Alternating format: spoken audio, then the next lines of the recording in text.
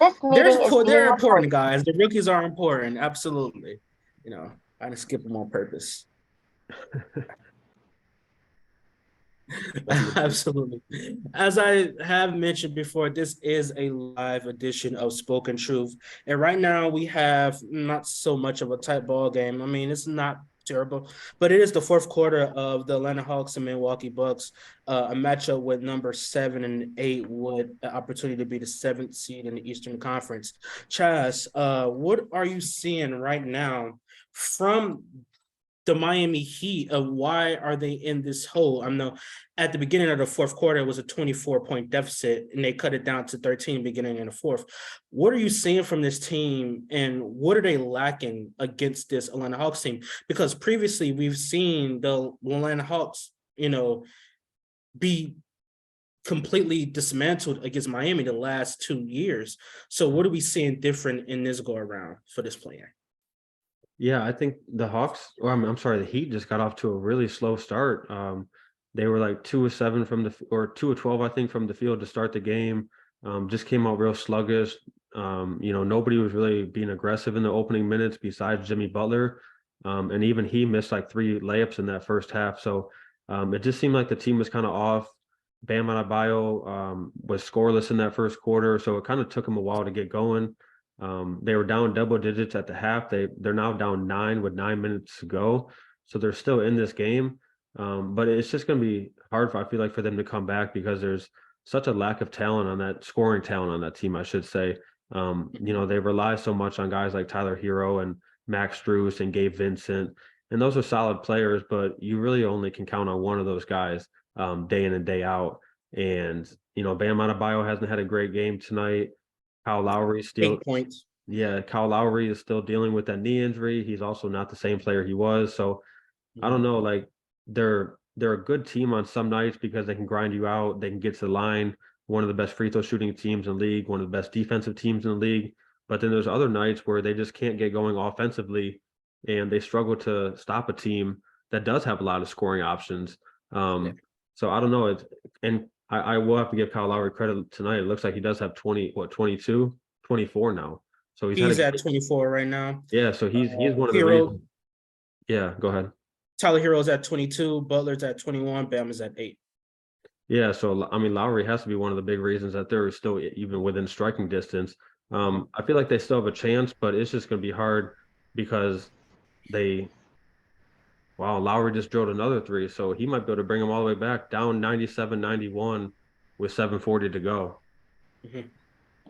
Yeah, as he discussed, there is a little bit over 9 minutes left. Sorry, 7 minutes left in this game. But it seems like from the Atlanta point of view, Murray has 11, Young has 23. He's 7 to 7, 7 boards, 7 assists. This game is within striking distance for Jimmy Butler to take over, as we've seen in the past, him being able to take over games. What I've noticed from Miami, not just this year or last, they really lack a go-to scorer when it matters the most. I don't know why Jimmy sometimes is too passive, in my opinion, when he really should be attacking. I know he has the ability to do that, but it seems like sometimes he's reluctant. I don't know if that's because of the team he's playing. I don't know if that's he's being mindful of the teammates that he has, but this game is begging for Jimmy Butler to win right now. And as I said, the score is, I believe it's 97-91 with a little over 7 minutes left. Tunde, what are you seeing from an Atlanta Hawks that got them this lead so far? Like, what are they doing?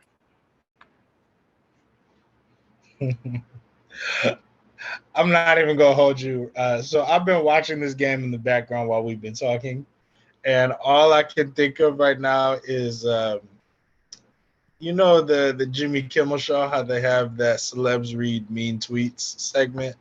They did an NBA version of it, and somebody tweeted, put one on there about Sadiq Bey, and they said Sadiq Bey plays like he sucks deek, and I can't, like, that shit been having me screaming for the last, like, in turn, like, mentally for like the last hour. Yeah. Um, What was your question again?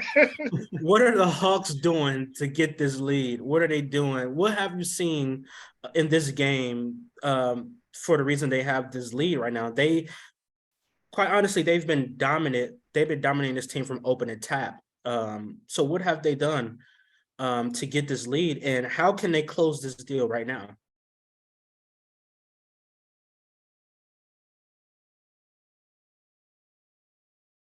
He's on. Oh, Apologies. Sorry, there was something No, you're going on fine. with my audio here. Yeah. So what I'm seeing is that Miami has just been way too easy to guard in the half court setting for a lot of different reasons, and that I really haven't loved Miami's process offensively. Um, and that I think there's been you guys heard me talk about you know playing with how great a defensive player I think Bam Adebayo is, but they're you know in the pick and roll, Miami's opted to use him in a bit of a conventional drop tonight for large stretches, and I think against Trae Young and this Atlanta Hawks team in particular, that's kind of the wrong choice. Um, yeah, so I mean, I think you add those in, and then you add in the just the issues that Miami tends to have scoring in the half court in this kind of setting, and that's how we are where we are. I mean, right now Kyle Lowry is carrying these boys offensively, and that's shout out to him for that. But that's how we are where we are. Absolutely. Chaz, I want to come back to you. Knowing that this game is close and knowing that the winner of this game gets a very, very great prize in going up against the Milwaukee Bucks, which one of these teams will give the Bucks the better matchup? the winner will play the Celtics. Oh shit, right. My Yeah, bad. for the seven seed. Yeah, my bad. The Celtics. Absolutely. Yeah, I mean, honestly, I don't think either team will give much of a fight to the Celtics. Probably win. I'd probably say one game off of them. But I think just because history, I think the Heat would probably give them a little more trouble. Like they did last year, took them to seven. A couple of games, Jimmy Butler pretty much stole by himself. Um, but the Hawks do have more talent. I don't think there's a question about that. So maybe the Hawks could catch fire in a couple of games and steal a couple against the Celtics. But I don't really see it. I think whoever wins this game, it's going to be nice to get that seven seed, not have to play another play-in game. But I think they're going to lose in 4 or 5 against Boston. Sunday. Yeah, I mean, Boston's going to beat the brakes off of either one of these teams. I think Miami's a better. I think Miami Miami doesn't stand a provides them. chance. You said what? They don't stand a chance, Miami.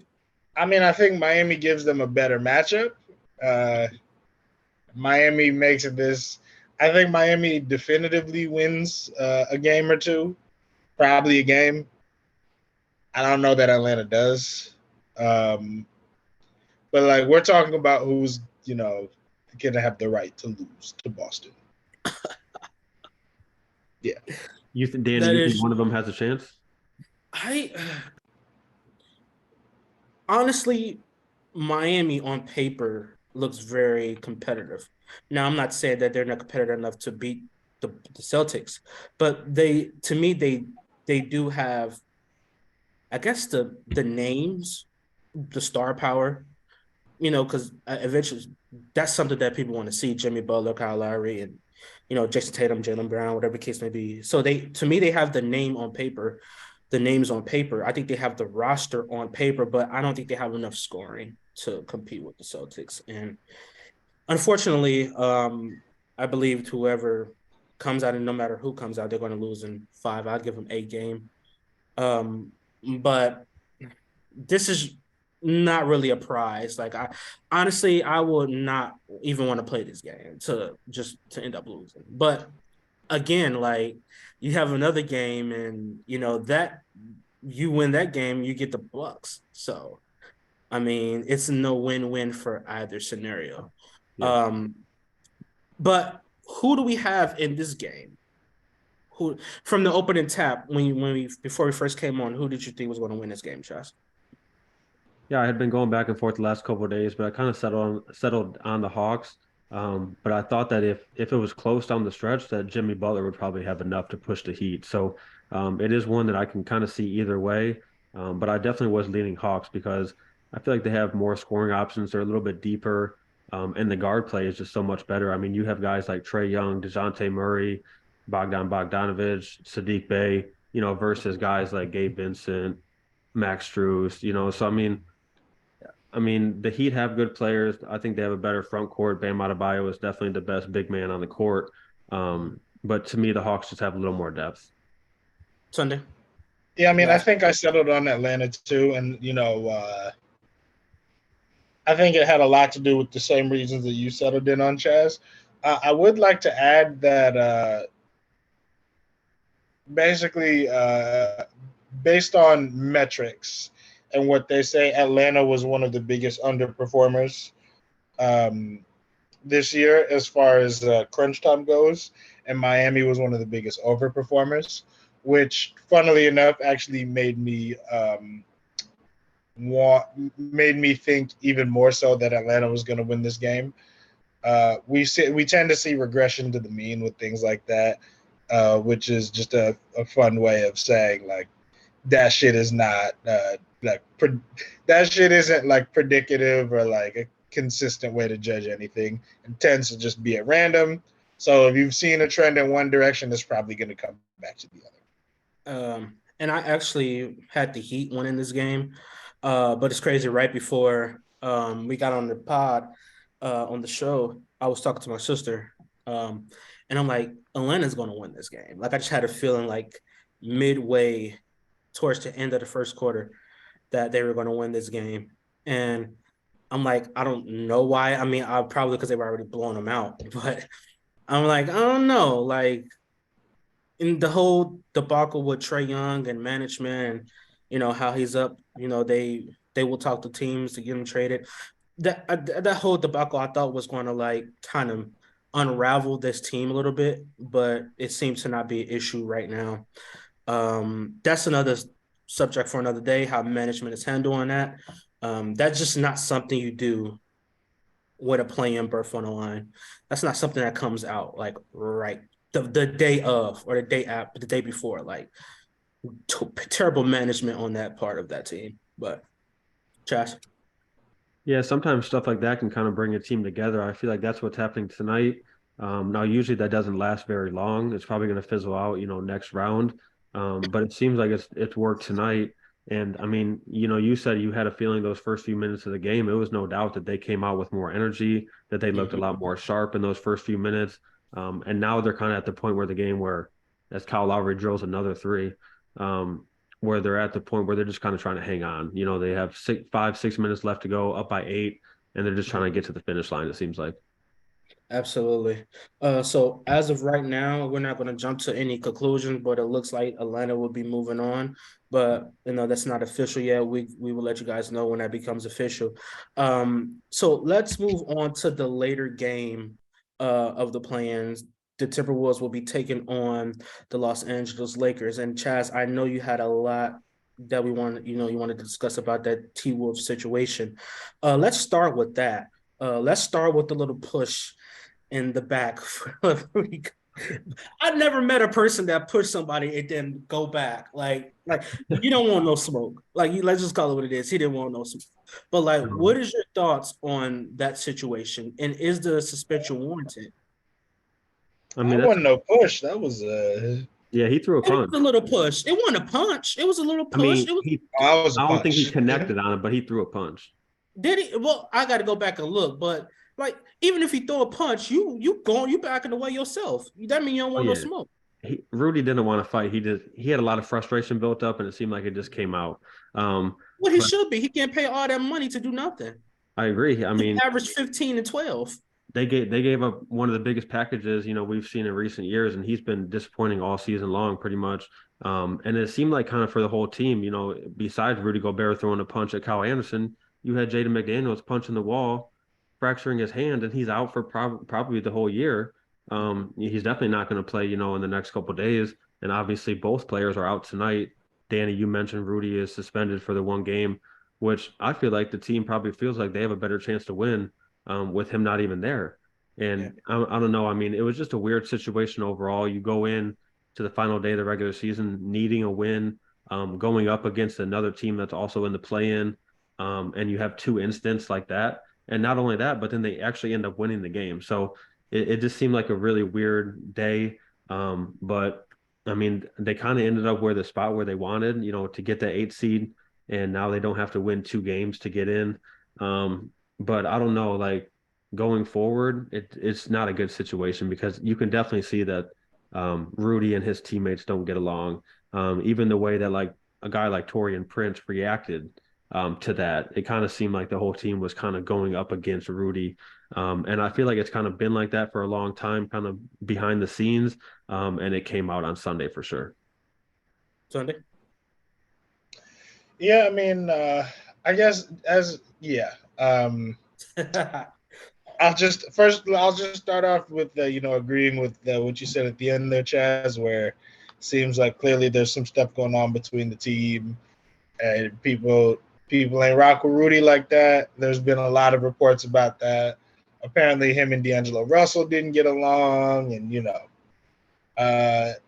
it's starting to seem like if you believe a lot of the behind the scenes reports from both Utah and from Minnesota that just in general, and if you listen to the way people talk about him around the league, like other players, Rudy Gobert is probably just not a very well liked person. Nobody's really fond of him. It looks like. So that kind of is what it is, but like man, the fact that they go into this game without Jaden McDaniels and Rudy Gobert when you have to go see LeBron James and Anthony Davis that's rough. And I know people can, like you alluded to this as well, Chaz, that the Timberwolves probably feel like they have a better chance. Without Rudy Gobert, the floor will be better space. It'll be wide open. There won't be a natural person for AD to guard to be able to patrol the rim and protect the paint. And all that is fine and dandy, but when they played the Timberwolves a few weeks back, and that game is the primary reason, by the way, that this game is being played in LA and not being played in Minnesota. When they played the Timberwolves again a few weeks back in that big game, the Timberwolves lost that game because of the non Rudy Gobert minutes in which AD killed them and they were getting eaten alive in the paint. I anticipate something similar to that happening again tonight, especially since they don't have Naz Reid and their best point of attack guy in Jaden McDaniels is now out for the year. DNP Wall. So yeah. Yeah, let's flip it to the other team. Let's flip it to the Lakers, real quick because we're going to talk about them a little later when it comes to the playoffs. Chaz, what do the Lakers have to do to win this game? To me, it's continued to play like they have been for the last, month plus. They've been really, really good since that trade deadline, when everybody's out there. LeBron went down for a second. D'Angelo Russell was out for a minute. But when they've had everybody, the ball is really moving well. AD has been playing phenomenally. Austin Reeves has been playing really well. Jared Vanderbilt, I mean, he's been huge since he got over to the Lakers, just rebounding defense, being a guy kind of in between doing everything else. So I feel like as long as they continue to play like they have been in the last few weeks, then I think they're going to win tonight. Okay, Tunde, what do the Lakers have to do to win tonight? I mean, I think Chaz hit the nail on the head. I think one of the things that we've seen be kind of an issue for the Lakers and is probably my biggest concern with them is just point of attack defense. But they've had the best record in the league, the best record in the Western Conference since the All-Star break, and that's with LeBron only playing in 11 of those games. Chaz, you kind of hit the nail on the head with all of it. tonight, tonight go hit the paint, attack the paint, be relentless in it, and go bludgeon them at the rim, and you'll probably walk out of here with the win. So. Absolutely. You are listening to Spoken Truth live as we are closely watching the Atlanta and Miami game. About 3 minutes and 27 seconds, score 110-99. Atlanta. I don't know if my TV is I think my TV is a little back of yours, Chaz. So they might have already resumed play. But that's what we have right now. We will bring you that final score when it happens. I want to switch to the playing games for tomorrow. And the first one I want to talk about is OKC versus the Pelicans. Chaz, which team are you going for? And tell me why they're going to win. I think the Pelicans will probably win. I actually think that's going to be a really good game. Both those teams are pretty even. They have a lot of young players that are exciting to watch. I don't know. I think the Pelicans being at home and plus having a little bit more experience, and not to mention the way that Brandon Ingram has been playing recently, I think they're going to be able to get it done. But I do think it's going to be a close one. Sunday, who wins tomorrow? Pelicans, OKC, and why? Yeah, I mean, I go with the Pelicans as well. Yeah, I mean, I go with the Pelicans as well. Very worried about the way CJ McCollum's been playing over the last, I don't know, month and a half. I know he's got that thumb and he really needs surgery, but just need a non-Brandon Ingram ball handler to make things to get them through the game. All that said, though, I'm going with the Pelicans. I think Brandon Ingram is the best player on either team, will be the best player in the game, and just think their roster is slightly better, even with some of the wonky roster construction. I would have no qualms about picking the Pelicans if Zion was playing, but apparently, he's not close to being back yet. So, there we go. I think Trey Murphy ends up being our X factor. Really hoping we see more offense go through him from the New Orleans side. All right. So let's put the pieces together in the Western Conference. The Lakers win, so that make them the 7th seed. The Timberwolves still have an extra game. We both said the Pelicans will win that game. Pelicans, Timberwolves, who wins and why? I think probably the Timberwolves. That's also one that I could see going either way. But assuming that game would be in Minnesota, we don't know what Rudy Gobert's status would be. But I think Minnesota playing at home, they'd be able to get it done behind Anthony Edwards and Cat. Okay. Sunday? Pelicans? I go with the Pelicans. This was a really horrible time to lose Jaden McDaniels. I'm gonna go with the Pelicans.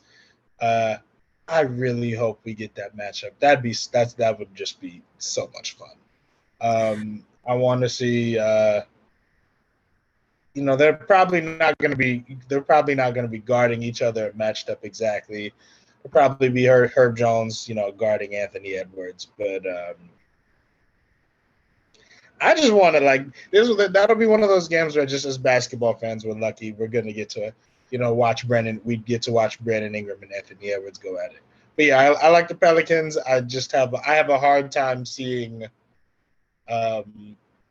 without the usual point of attack defense from Jaden McDaniels on Brandon Ingram, I just have a hard time seeing the Timberwolves win that game.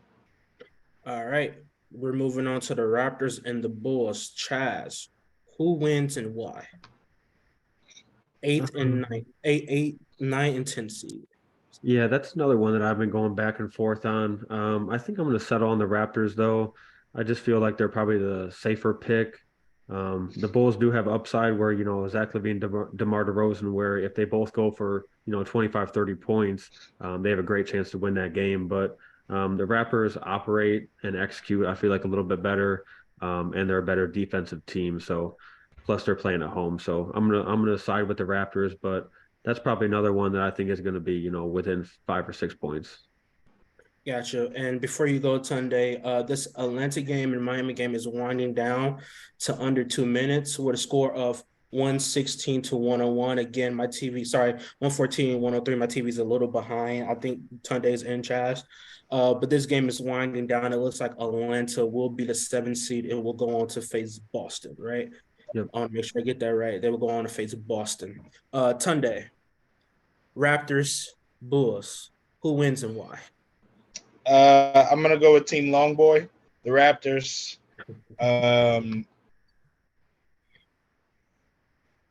Yeah, I mean, I'm gonna go there. I like the defensive versatility. I think this is probably the game that I feel the least strong about my pick of all of the. That's yeah, it's probably the game I feel the least strong about my pick of all the playing games, and that just has a lot to do with like Chicago. I mean, yeah, like we Chicago absolutely has the ability to beat pretty much anybody with the scores that they have on the roster. I'm gonna say that Chicago's reluctance to shoot the three ball and reliance on tough shots is going to be made hard by the fact that everyone on Toronto's roster has a 7'5" wingspan, and I go with Toronto. All right, let's put the pieces together. So now that we know, we're going to get you guys' take on the conclusion of this game. But now we know that Atlanta is going to be the 7th seed. So who wins? We are projecting that Toronto will win. So who wins between Miami and Toronto to get that last seed in the playoffs? Chaz, who wins and why? I think Miami. They didn't look great tonight, but I do think they're a better team than Toronto, and they're going to be playing at home. A second game in a row. I think they get it done in the second chance. Sunday, who wins and why? Ooh, That's going to be a that's a good one. tough one. Yeah.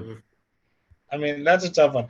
I'm gonna say Toronto here.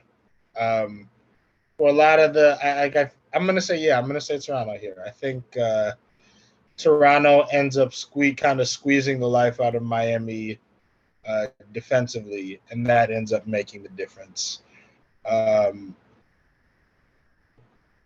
Yeah, and I think a Bucks Raptors first round series would be fun. Gotcha. All right, 30 seconds, Chaz. Your last thoughts on this Atlanta Heat playing game? Yeah, I mean, I think it's a good win for Atlanta, especially how you mentioned everything going on with the reports about the front office, being open to trading Trae Young this offseason. I think it feels good to get that done. Nobody really wants to be in the play-in. Everybody wants to be a top 6 seed. But if you're in it, you got to go win. So they took care of business tonight. Sadiq Bey was really big tonight. And, if he can catch fire, and a couple of those guards can get going against the Celtics. Maybe they can steal a game or two, but this is probably where their run falls short. All right, Tunde, last thoughts on Miami, Atlanta? Congratulations to the Boston Celtics on advancing to the Eastern Conference Finals. Gotcha. All right, well, our playoff projections are set. Coming up next on Spoken Truth, we dive into the 2023 NBA playoffs.